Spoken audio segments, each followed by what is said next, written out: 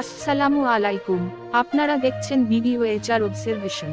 আজকের আবহাওয়ার সবচেয়ে গুরুত্বপূর্ণ আপডেট নিয়ে হাজির হয়েছি।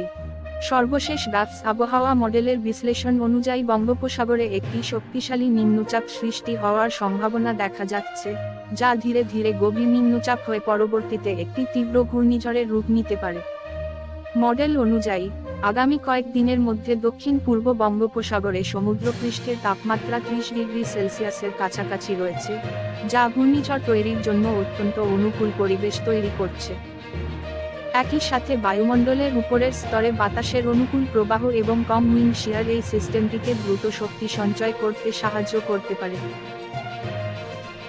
যদি এই সিস্টেমটি প্রত্যাশা অনুযায়ী শক্তিশালী হয়, তাহলে এটি প্রথমে নিম্নচাপ ডান দিকে পয়েন্ট করা তীর, গভীর নিম্নচাপ ডান দিকে পয়েন্ট করা তীর, ঘূর্ণিঝড় ডান দিকে পয়েন্ট করা তীর পরবর্তীতে তীব্র ঘূর্ণিঝড়ে পরিণত হওয়ার সম্ভাবনা রয়েছে।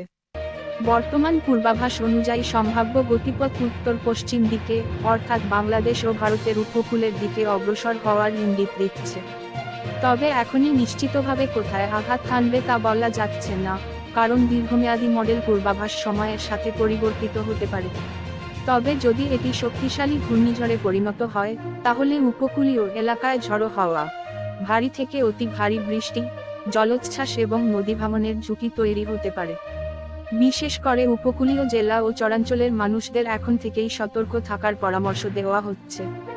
মনে রাখবেন, এটি এখনও মডেল পূর্বাভাস এবং পরিস্থিতি প্রতিনিয়ত পরিবর্তন হচ্ছে। আমরা নিয়মিত আপডেট নিয়ে আসব। ভিডিওটি ভালো লাগলে লাইক দিন, আপনার মতামত কমেন্টে জানান, বন্ধুদের সাথে শেয়ার করুন এবং আবহাওয়ার নির্ভরযোগ্য আপডেট পেতে আমাদের চ্যানেলটি সাবস্ক্রাইব করুন।